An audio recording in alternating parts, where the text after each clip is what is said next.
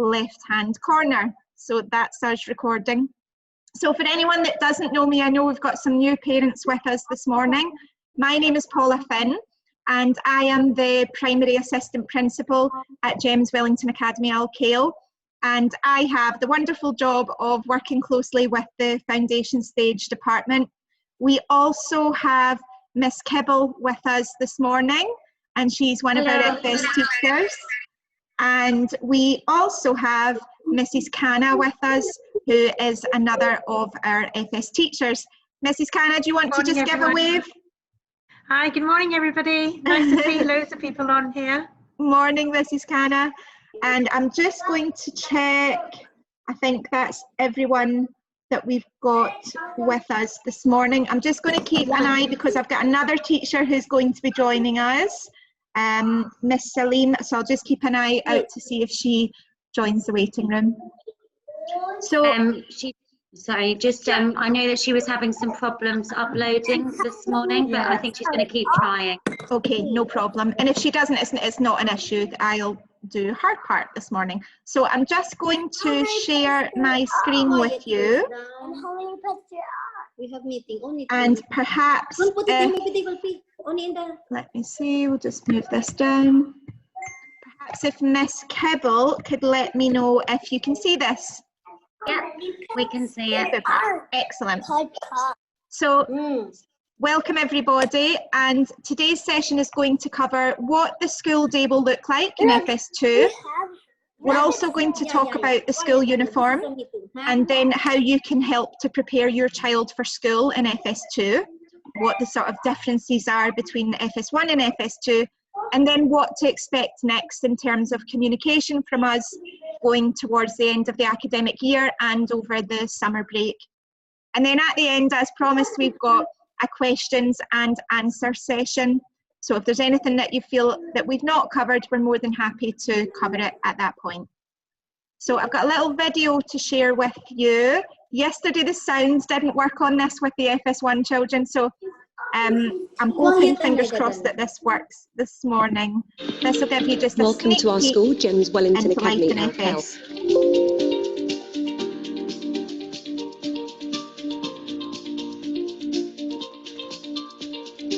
A typical day for our children would include them experiencing and also be careful, huh? It will help you. Focus on both the academic and the personal areas of learning, simply because we value whole child development.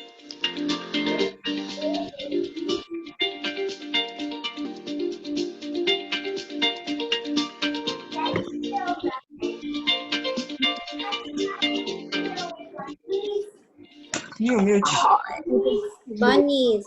However, because of the depth of knowledge and expertise that our staff have, children learn through play and therefore do not realise that they're working so hard. This is truly why we have This video has been prepared so that you are able to experience what life is like directly through the eyes of a child at our school. I really hope you're going to enjoy this.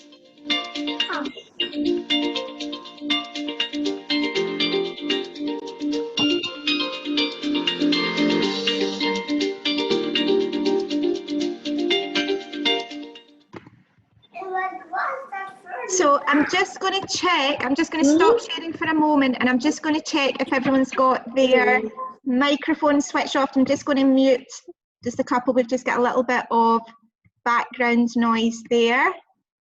Excellent, and that's us now, thank you. And I'll start sharing my screen again. Let's just see. There we go. So Miss Kibble is going to talk you through some key information about what the school day is going to look like typically, and show you an example of a timetable for next year. So I'll hand over to you, Miss Kibble. Okay, our classroom doors open at 7:25, so you're very welcome to join us from 7:25 onwards. And we actually do, the national anthem will go off at 7:45, and we will then tidy away and take the register. So we do ask that you preferably get there 7:25 or just after, so we can have a nice soft drop off before the national anthem goes off at 7:45, please. And the end of the day, we finish at 2:35. Now, we do have extracurricular activities, or ECAs, and you will be able to choose which ones that you'd like to do for your child. There'll be a variety of different ones, things like construction, yoga, drawing, gardening, and they'll be mixed each term. And these will then run until 3:45, and it is, we do ask that parents do arrive on time for 3:45 end, please, that their child is happy being picked up when all the other children are as well. I'll now look at the timetable, a typical FS2 timetable. So as you can see, swimming is first thing in the morning. This is because we ask the children who come in their swim clothes underneath their PE kits, so then they can quickly remove these and don't have to be in their swim clothes for the rest of the afternoon. So that's why swimming's first thing in the morning.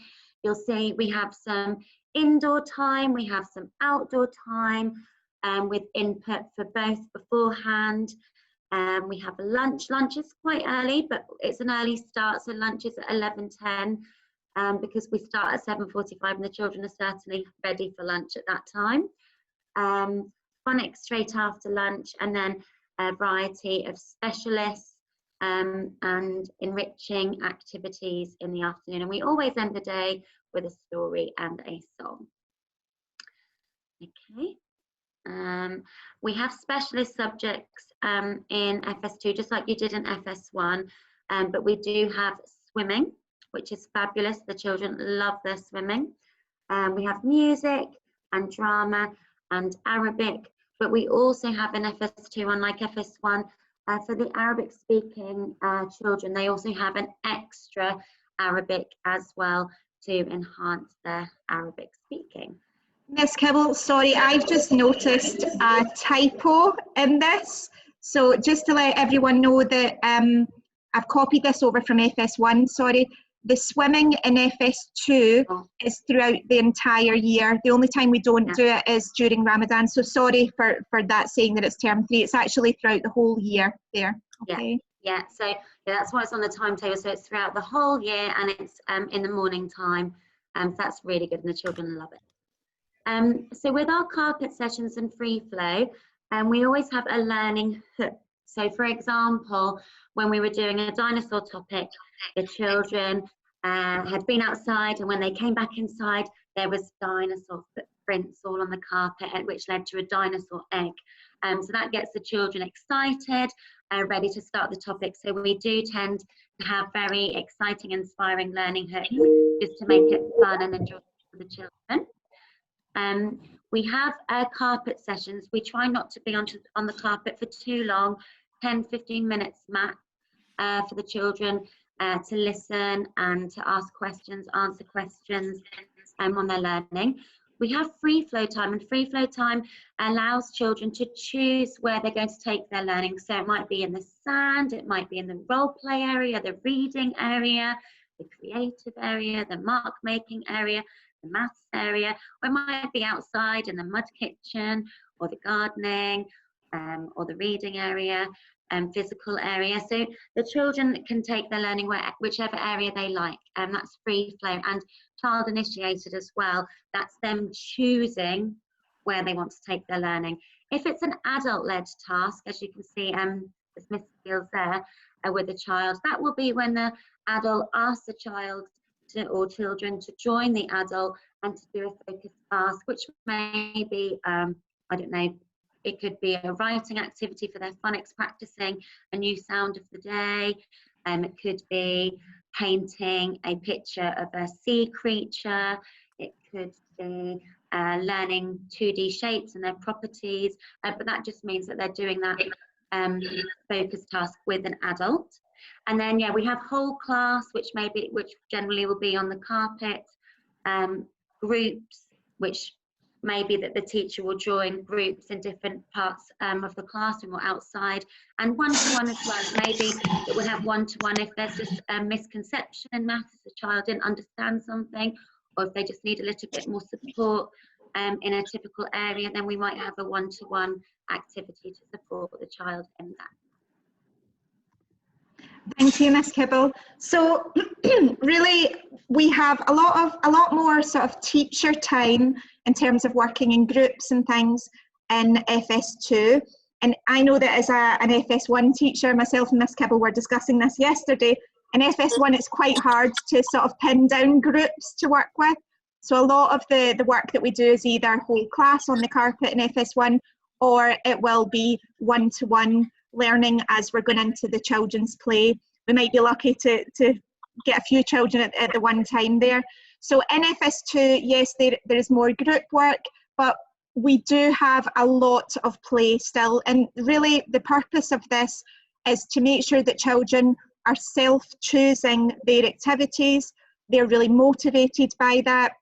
Obviously, when children are playing without an adult, they are still developing. They're developing their independence, they're investigating, they're developing those really important social skills, learning how to get along with other children, developing language, problem solving, etc. But the teachers in FS are very sneaky, and they're able to get that key learning out of the children in a way that they think they are still playing and having fun, and it's still an activity that they have chosen. So for example, if we had a maths focus and we were doing addition, which is something that we begin to cover in FS2, it might be that if a child is playing in the water tray with the fish and things, it might be that I go over and do addition with them there. Or it might be that if they're playing with the cars, I go and do it with them in their play over at the cars. But it might also be that I actually in FS2 get a group of children together, and that might be on the carpet or in another quiet classroom or over at the water tray or wherever it is, to work with those children together. So again, there's lots of other sort of problem solving and creativity that comes through play, particularly when children are learning about the world. They're investigating different materials, they're investigating colours over at the creative area, joining things together. And through all of these activities as well, everything that they do through play is developing either their fine or their gross motor as they're moving around the classroom, moving around outdoors. But play is really important still in FS2. So although you might see that there's a bit more sort of group work with the children, phonics and these things, we still have a massive focus on play. Can I just check that everybody's got their microphone off? I can hear a little voice in the background there, if everyone can just have a check.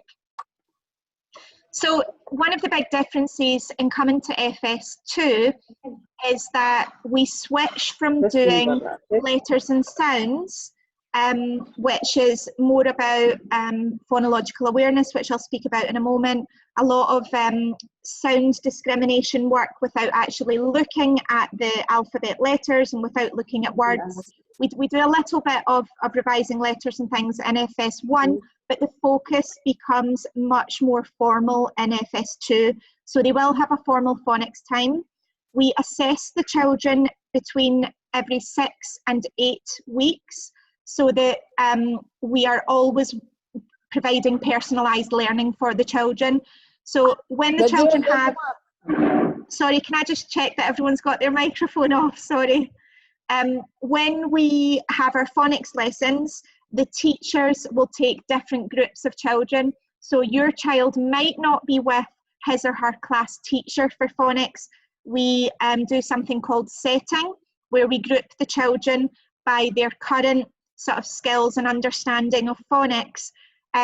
These groups are completely fluid, so every time we do the assessments, we revise the groups. It might be that someone needs a bit longer in one group, or someone needs to be challenged and stretched in the next group.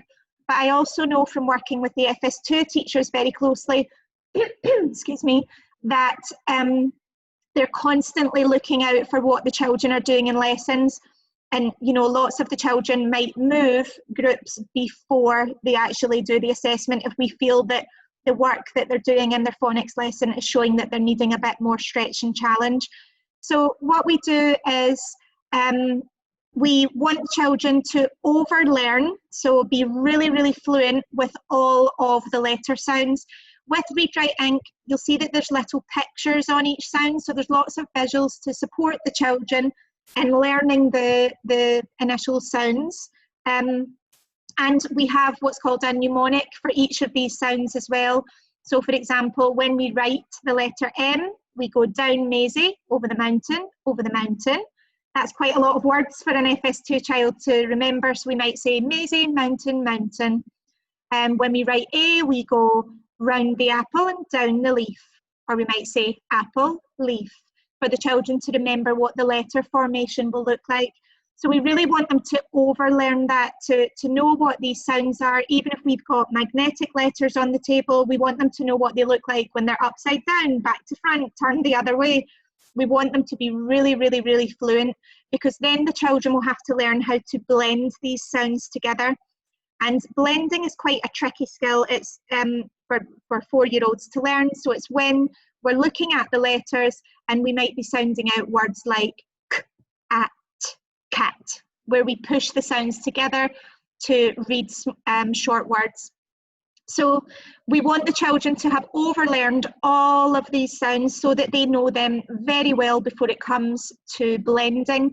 This means that their sort of working memory isn't taken up trying to remember what all of the sounds are as they're actually trying to learn the new skill of blending. They'll also learn how to segment sounds. So if they see the word cat, for example, that they're able, if they think about the word cat, that they're able to think about the different sounds that they can hear in that. You'll find that children usually tend to learn the initial sound first, so they can probably tell you first of all that the k sound is at the beginning, and then you'll find that they find it easiest to hear the last sound in the word cat, so they might tell you it ends with t, but sometimes they find it quite tricky to hear the middle sound, particularly when in English a lot of the vowels sound quite similar. So that's kind of the process that we go through for them writing their words. The expectation at the end of FS2 is that children are reading and writing short sentences. Some of the words might not be spelt quite correctly, but as long as we can see that they've had a good attempt at spelling those with their knowledge of phonics. We also learn sight words. So in English, there are lots of words like the words the or he, which can't be sounded out when we use phonics. So we just have to learn them by sight, and we call them Reggie Red words in FS2, and your child will get lists of those home to practice. On a Thursday, you'll have seen on the timetable that we also have a slot for phonological awareness.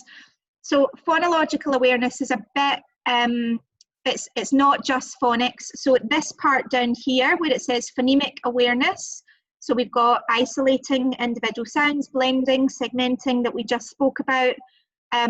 All of this is what you would probably typically know as phonics. But under this umbrella of phonological awareness, we also have rhyme and alliteration. We have onset in rhyme, so knowing that words like cat can be changed very easily to bat or sat by substituting the first sound. We also have syllable work. So children are encouraged to think about the syllables in words. We wouldn't show them words at this point. It would be listening to words and can they clap out or stamp out or tell you how many syllables are in those words. That's a big skill that helps with spelling later on in the primary school.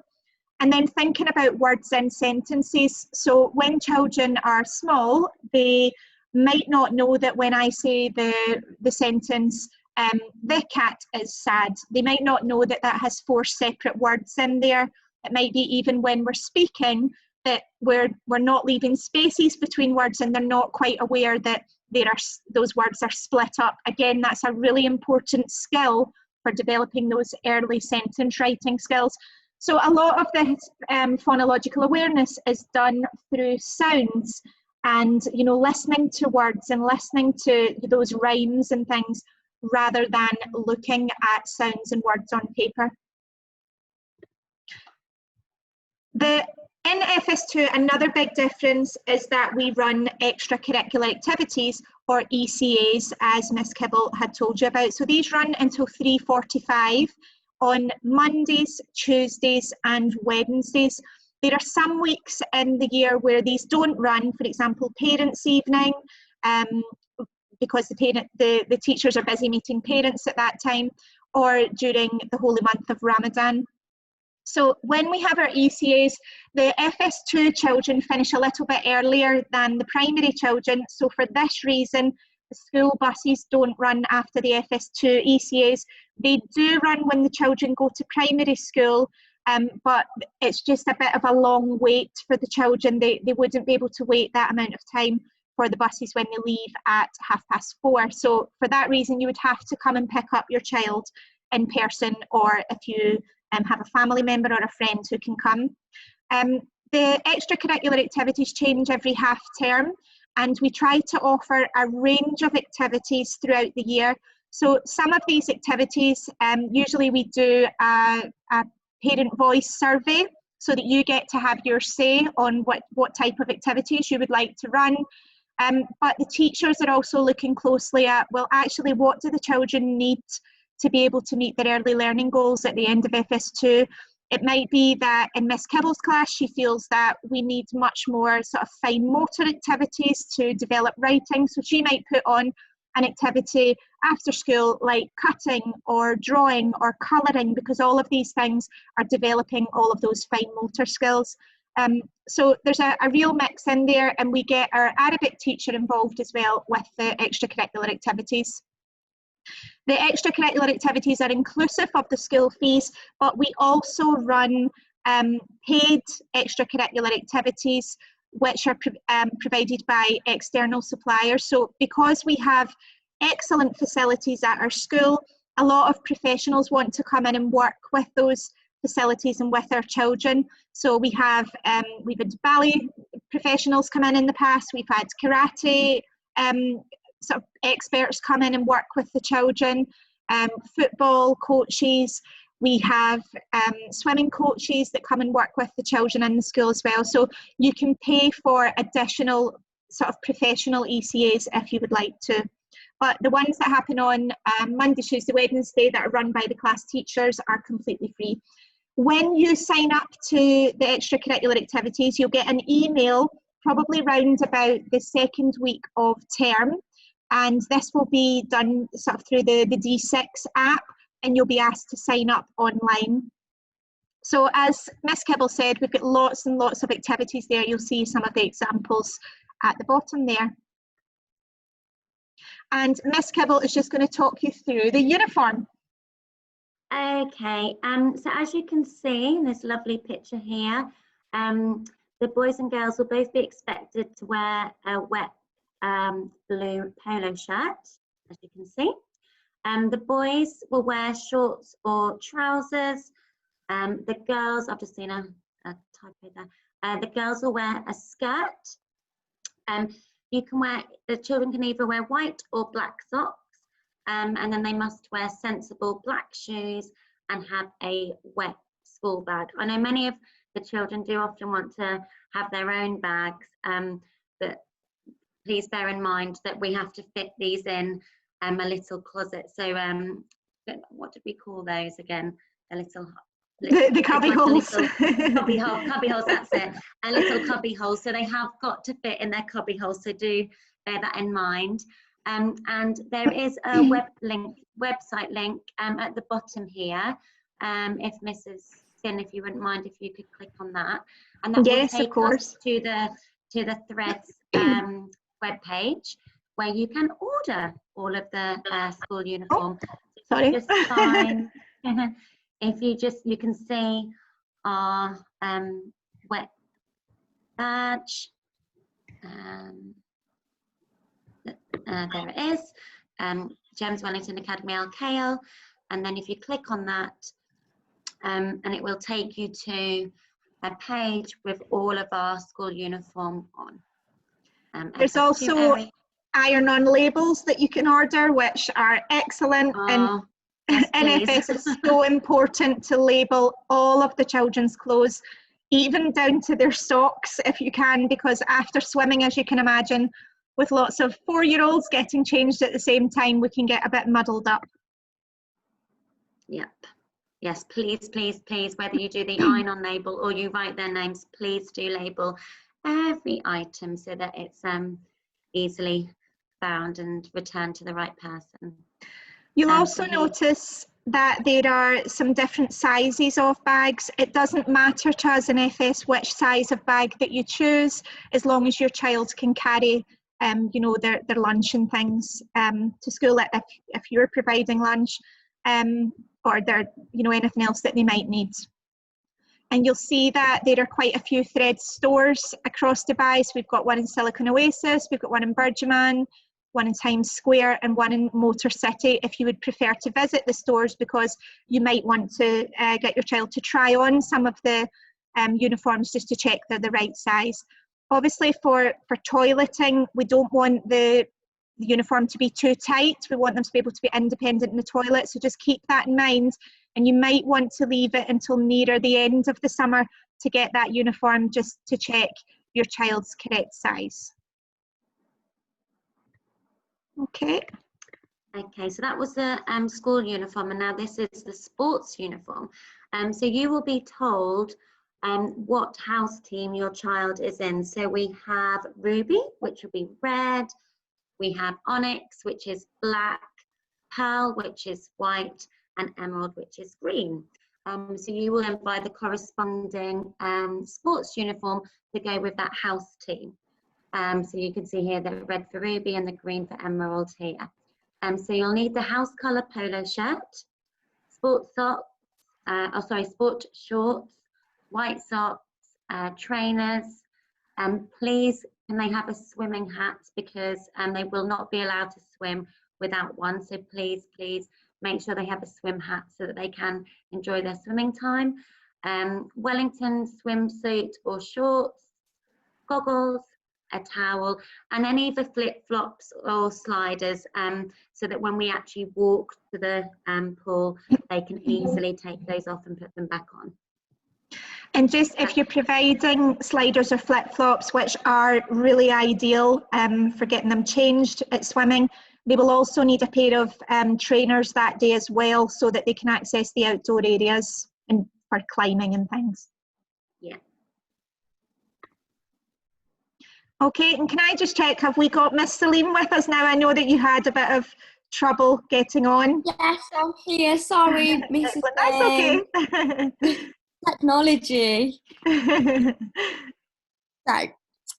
So hello everybody. With the early learning goals in FS2, they are our areas of learning, and there are 17 areas.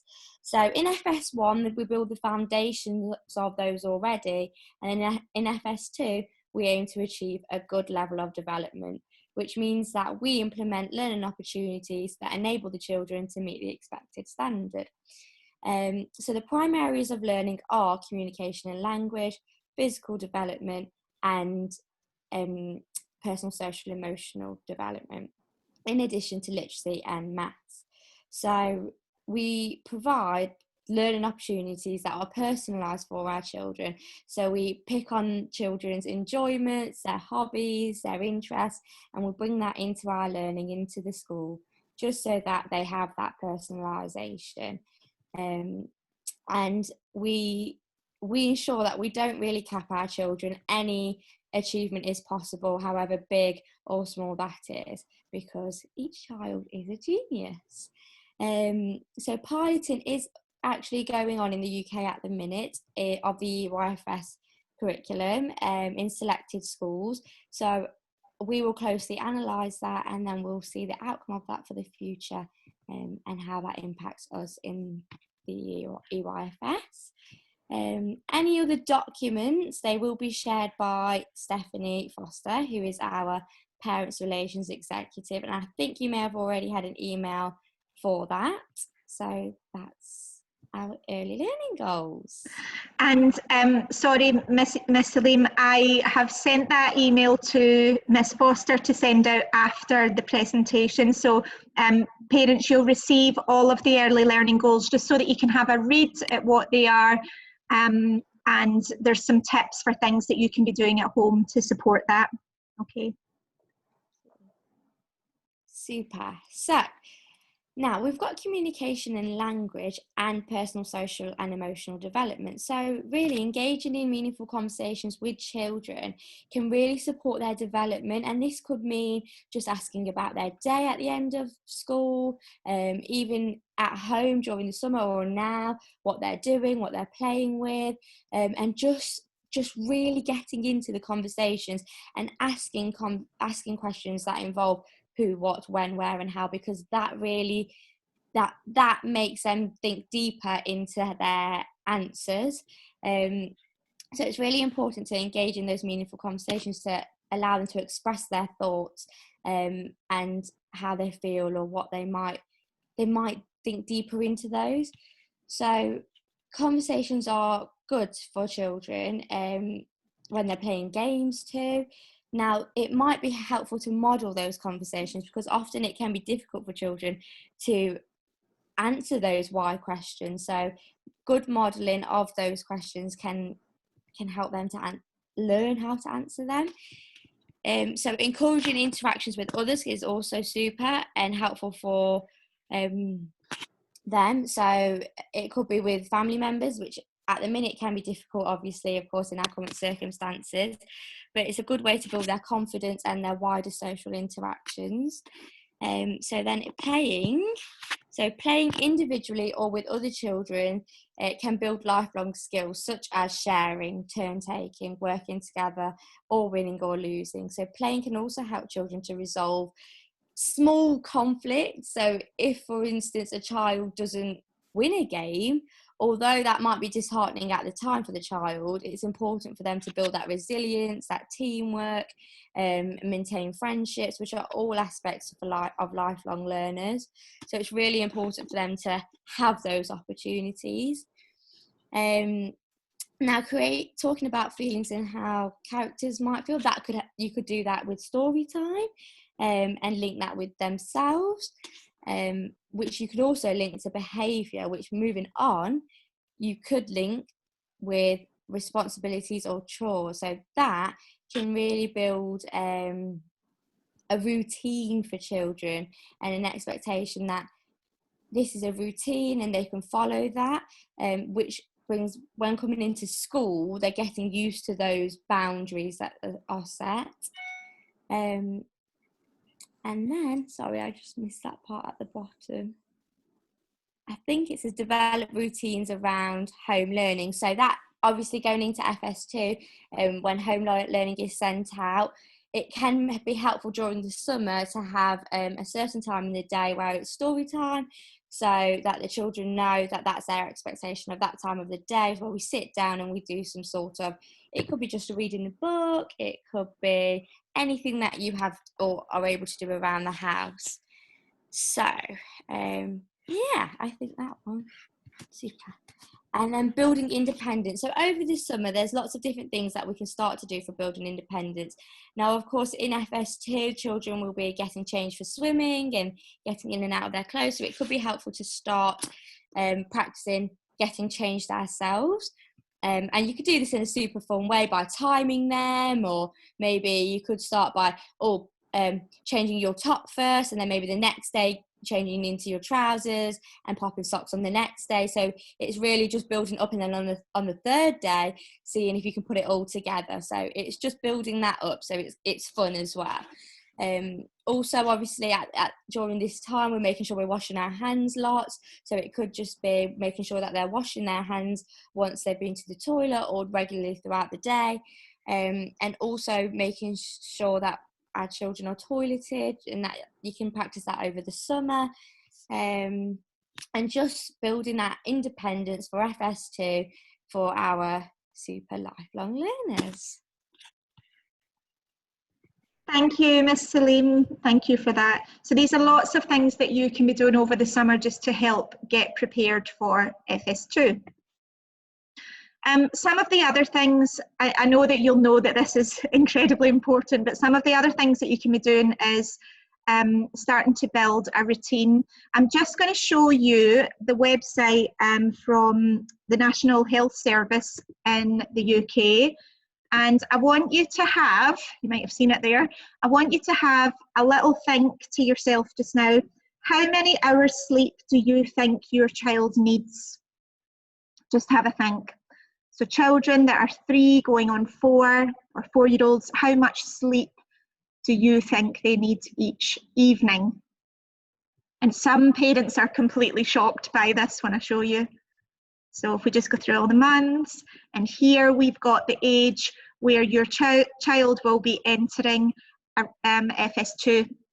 So you'll see there that round about 4 years, children need about 11 hours and 30 minutes sleep at night time. So if we've got children in Dubai who are getting up quite early for school, you know, it might be 6 o'clock, or we even have some children whose families get up around 5:30. You really need to be thinking back and thinking, right, I need to be getting my child ready for bed about 12 hours before that. So making sure that you fitted in, you know, getting washed, maybe bath time or a story, but to ensure that children are getting this sleep. Again, we know that some children might vary, so this is sort of a guidance. Some children might need a bit less, some children might actually need a little bit more, but you should be aiming round about this figure. I know that a lot of adults are recommended to have around 8 hours sleep a night, but that's really not enough for children. It's not enough for their developing brains.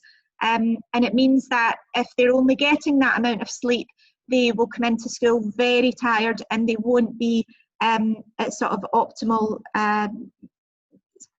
level for learning and for lots of activities with their friends. I'll just pop back to, just interestingly, I'm just going to show you this in case you've got older children, because parents are always shocked with older children how much sleep they need. And even with teenagers, they also need quite a considerable amount of sleep. So just making sure that they're all well rested and prepared for school. Something that you can do is starting to make sure that your child is getting, you know, that amount of sleep, and that you're starting to get into those sleep routines a good few weeks before they start school. Also over the summer, you can be thinking about your child's diet and the kind of foods that they're eating. In school, we really encourage healthy eating. We don't tell our children that there are good foods and bad foods. We say to them that there are foods that are very healthy for us and there are treat foods. I know that I can put my hand up and say, you know, I like a McDonald's and all of these things that we know are not good for our bodies, but I wouldn't be eating those things every day. These things are sort of saved for a treat, and it's important that we give our children realistic expectations around that as well. So just thinking about providing lunches, you might want to do that through the school. So we have a supplier called Slices where you can order online and it'll be delivered to the classroom, or you can provide a lunch for your child and a snack for your child. But we really encourage that healthy eating. A little tip to get children to try healthy foods, because I know that this is an issue with young children. If you think about foods that have got quite a strange texture, foods like broccoli, or I'm even thinking of oysters, which I've never to this day been able to eat. If you think about it, even as an adult, we don't want to put things in our mouth that are an unfamiliar texture, and children are the same. So it might be that you allow your child to play with these types of foods. You know, I've even seen parents successfully put broccoli in the bathtub at bath time to let children sort of have a feel at it, have a play with it, because then they're more likely to taste it, put it in their mouth if they're really aware of what that texture feels like with their fingers and their hands. A lot of the time when I worked in FS1 as a teacher, I found that when parents were sending in different fruits and vegetables and things for children to try, I might say to the child on the first day, even if you can smell it, that's good enough. Even just the smell, that's fine, and then we'll put it away and you can eat whatever it is that you have for the rest of your lunch. The next day it might be even if they just put their tongue on it, that's good enough. And the next day it might be if they take, you know, a tiny little bite of it. So just building that up and having sort of small expectations. Also encouraging physical play. I'm actually quite worried about, you know, what's going on in the world just now and how much physical play children are getting. physical activity and physical movement is actually really important at this age for developing your child's brain. It's what makes all of the connections in the brain. It's what keeps those connections strong and open as the children go through a stage called synapse pruning, where connections start to disappear if they're not being used. We really want to make sure that children have optimal brain development, obviously, at this age. So it's really important that you find opportunities in the day for them to be moving in different ways. You know, if you can get them out in the garden, I know that some people don't have gardens, but if there's any opportunities for climbing, even making dens and things indoors, it's really important that they get that physical movement. It might be that you take the stairs in your building instead of taking the lift if you live on a low floor, or getting off a floor early and taking the stairs, because it is really important that children are moving a lot at this age for their brain development. Really, all of learning begins with movement, and that's why it's a prime area in our curriculum. When the children are in school, we have outdoor learning every day where they get to, you know, run and jump and climb and skip and ride on the bikes and scooter and do all of these things. So really we want to make sure that they're still moving over the summer, because it will have an effect on every single aspect of their learning and of meeting these milestones and of that development. So I can't stress enough how important this is. When you look at the muscles that a child needs to be able to write, so thinking about all the muscles even in their stomach and in their core to be able to sit properly at a table, all the muscles that they're going to use to keep them sitting upright. We know that for boys, muscles in the fingers, it's just biology, they develop slower than they do for girls at this age. So we really need to be giving them every opportunity to develop all of these muscles. And the way that we do that is through gross motor movement, so big movements, running, skipping, jumping, climbing, all of these things. Even doing yoga and things at home as well will help. And all of those fine motor skills, the little intricate movements that we need, all of those will develop from the gross motor skills. We don't sort of just skip to fine motor. So it's really important that you keep that going. So we have Mrs. Canna now, and she's going to talk to you about the benefits of reading and some numeracy and sort of other mathematical skills that you can be starting to think about and develop, not only this summer, but as your child goes into FS2. Are you there, Mrs. Canna?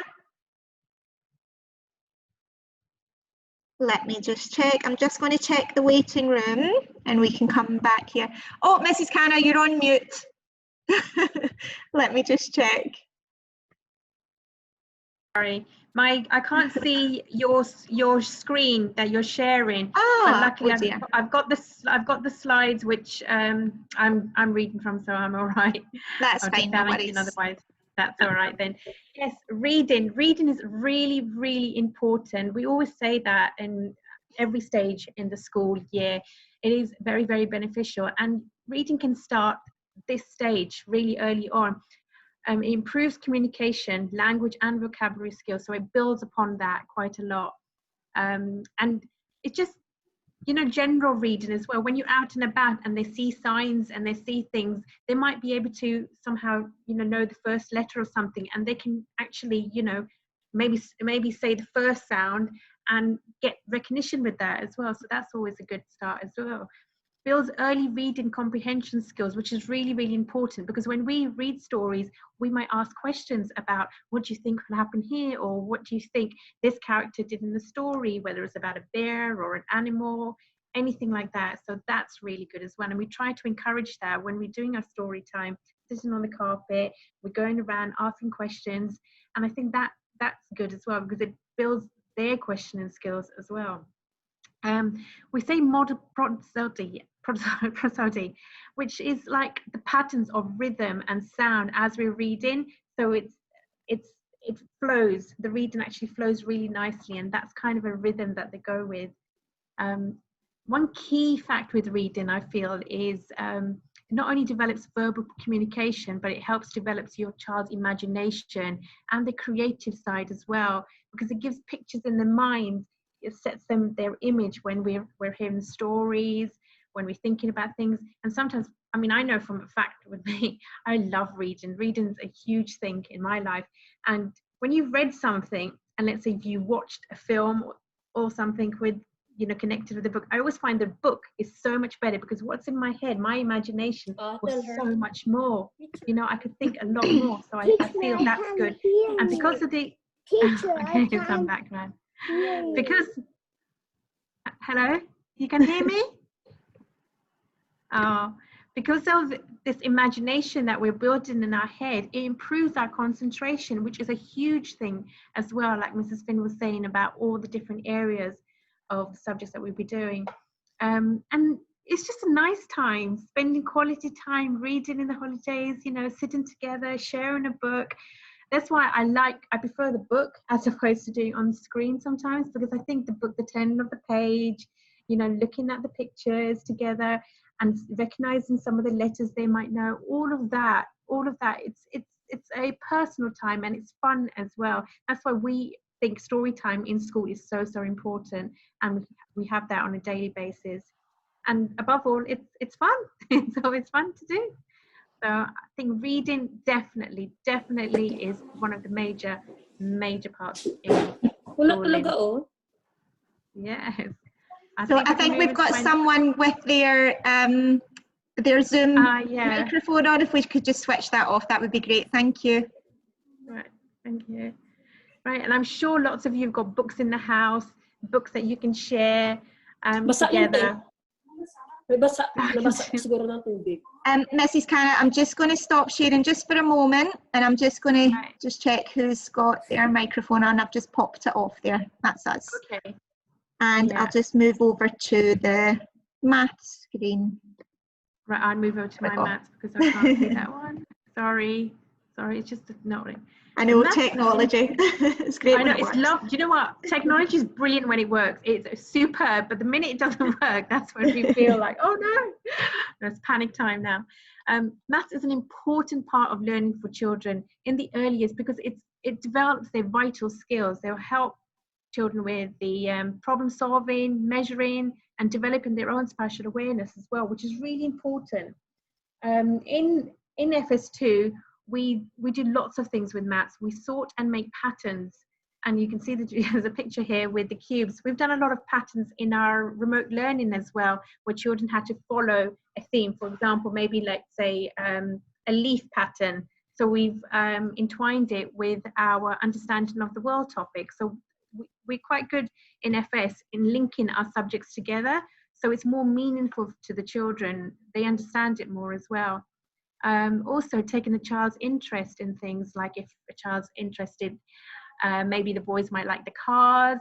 So like Mrs. Finn had earlier said, that, you know, going over to the child and talking about, you know, let's see, how many cars have you got? How many are green? How many are red? Oh, if you put that together, how many will we have? It's that kind of language. So the child thinks they're playing, but actually we're getting that knowledge out of them for their addition. So it's really good that way as well. We do sing a lot of songs in FS. We do like singing a lot, and we sing number songs to 20, because we want them to be secure in their numbering from 1 to 20. A lot of children go beyond, but our key principle is for 1 to 20. We never cap children. If children are going on, we will encourage it, and we will help them further as well. I would say encourage children to use everyday language, like more, less, fewest, most, add.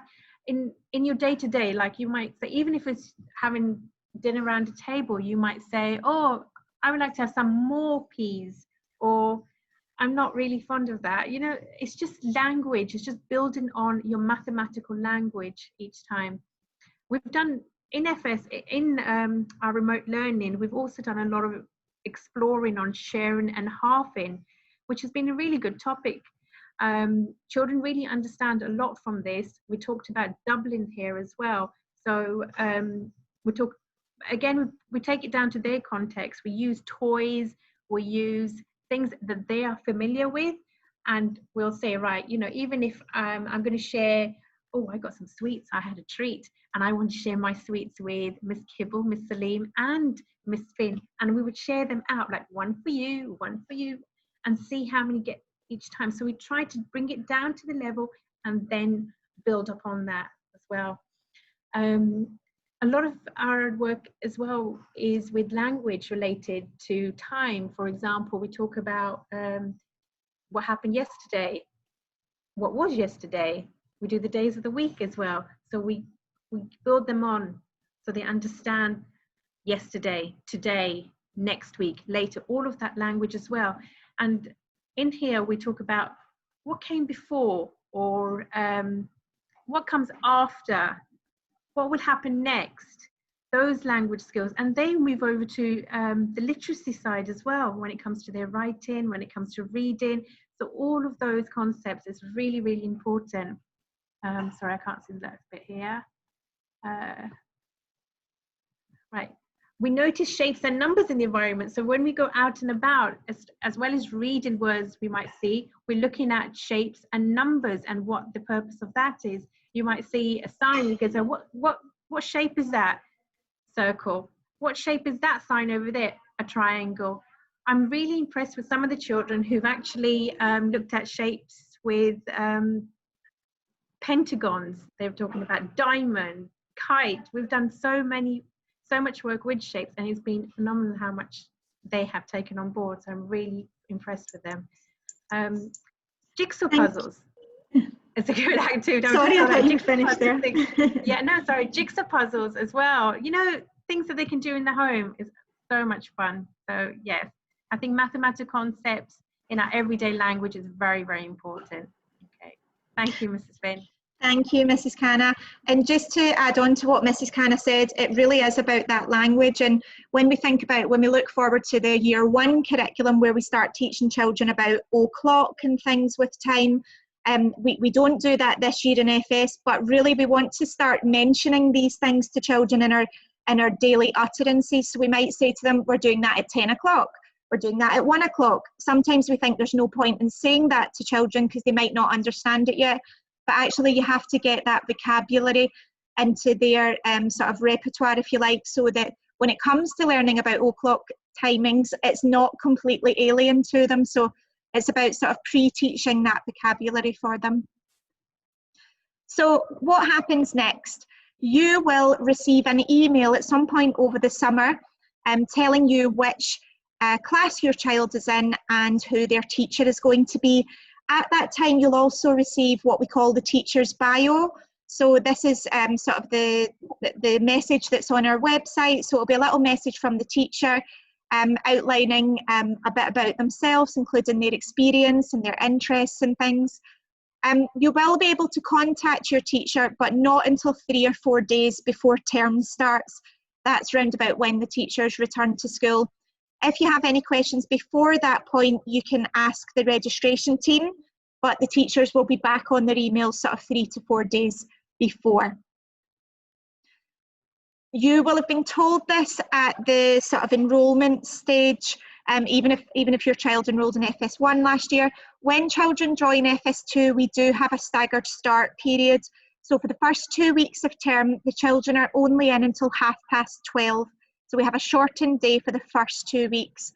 I know that for some parents, this can cause a little bit of inconvenience, but it's really the best thing for the children in terms of getting them all settled in.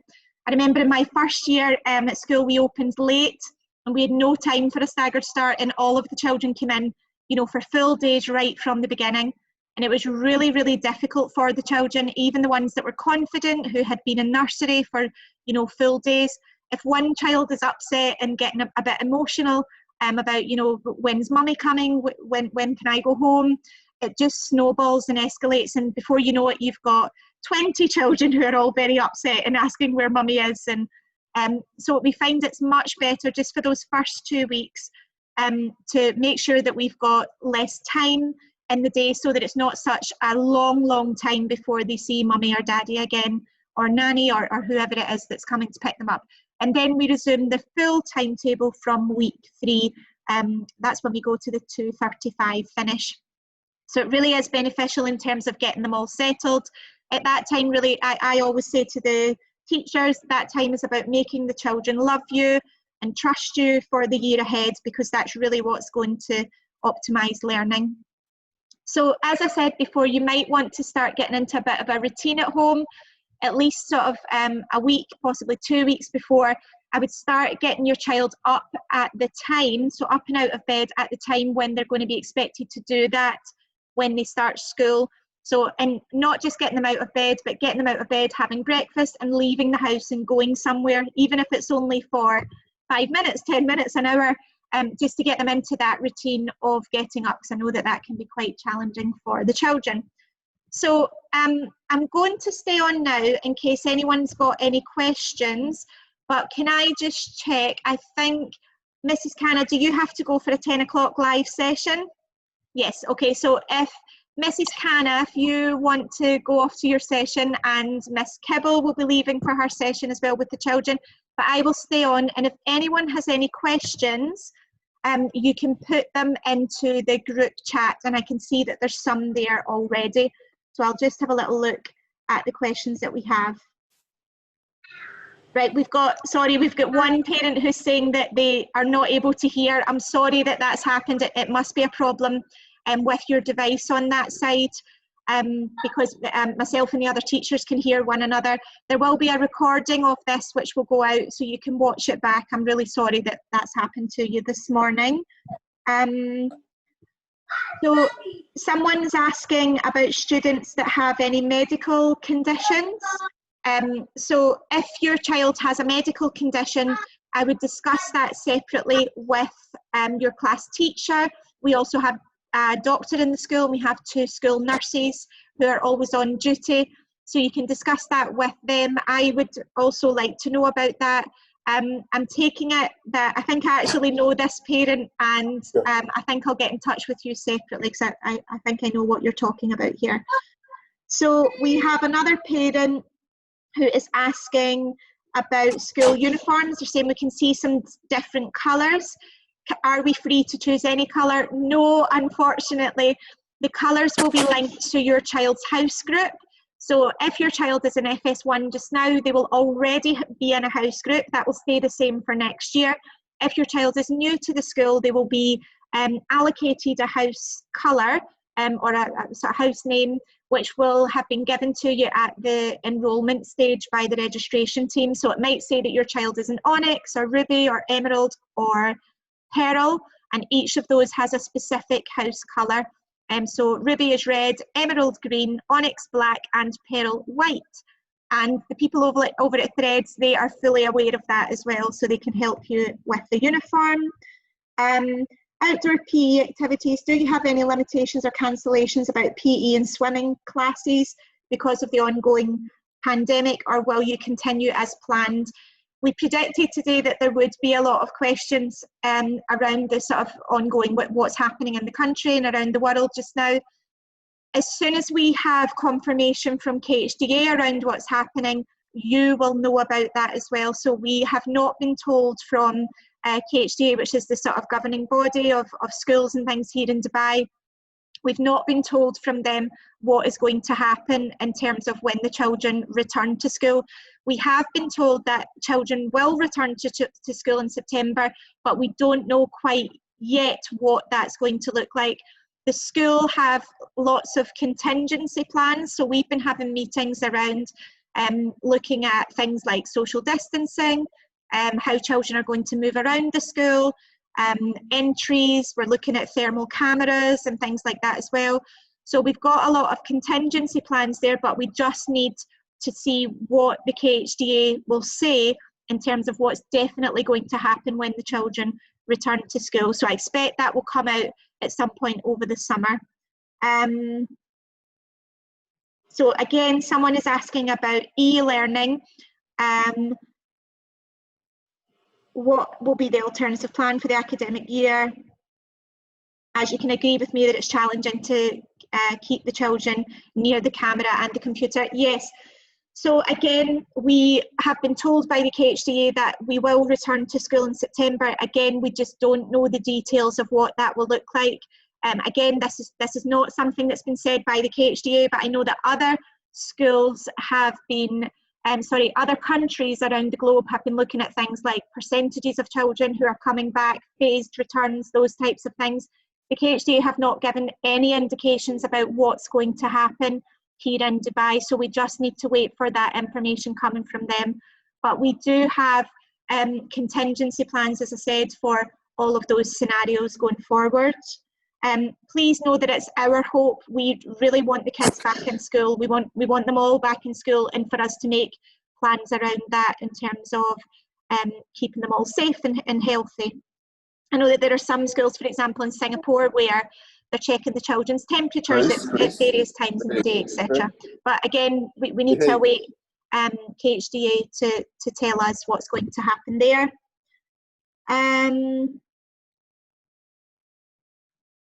So someone's saying that the children were not in FS1 for the full year. Yet, unfortunately, because of what's going on around the world. Someone's asking how many times do the children have swimming. So they have swimming once a week. That slot is for an hour, and that will include them getting changed on either side of their swimming. So they'll be in the pool for a sort of solid half an hour. We have really high teacher to child ratios. So we have swimming coaches in the pool. We have the PE teachers. We've obviously got the lifeguards on the side. The TA goes to support that lesson as well. And what shoes are we supposed to send with them on swimming days? So on swimming days, your child will come to school dressed in their PE uniform. So the sports uniform, which is the t-shirt and the shorts for normal PE. They will have their swimsuit or their swimming trunks on underneath the PE uniform. And that's why we schedule swimming for first thing in the morning.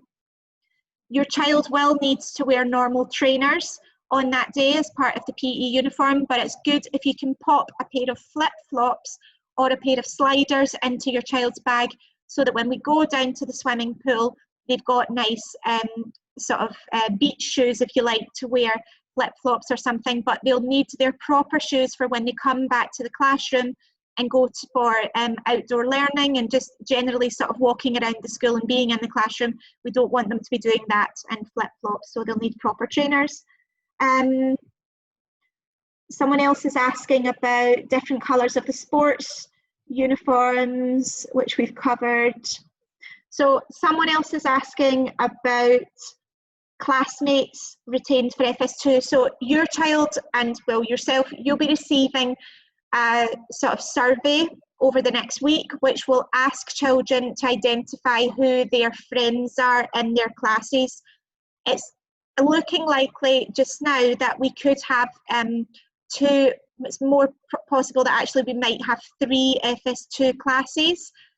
We have a lot of children whose parents have not enrolled them for the next academic year yet. If you've not enrolled your child for next year, unfortunately we can't allocate them to a class.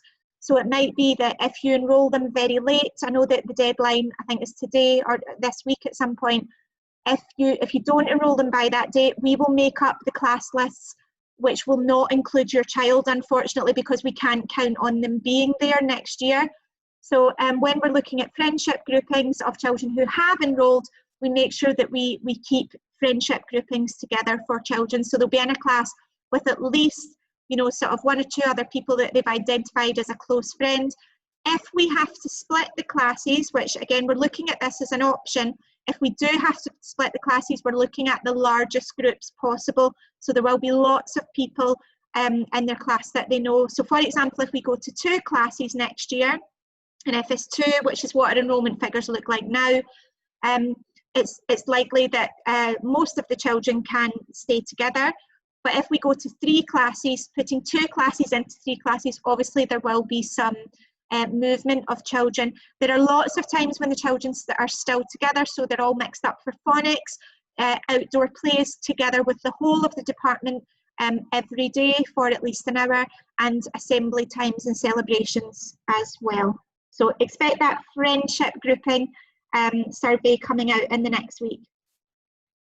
And I'm just checking if we've covered everything else. Sorry, this is moving very quickly. So, yes, so someone's asking for some work during the summer break for writing, because writing is very important. So at some point over the summer, we'll start to populate what's called the Padlets. So if you're an FS1 parent, you'll know about the Padlets.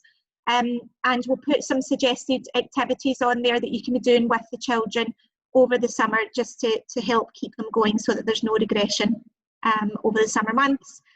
I think we've covered all the questions there. I'd just like to say thank you so much. I know it's been quite a long one this morning.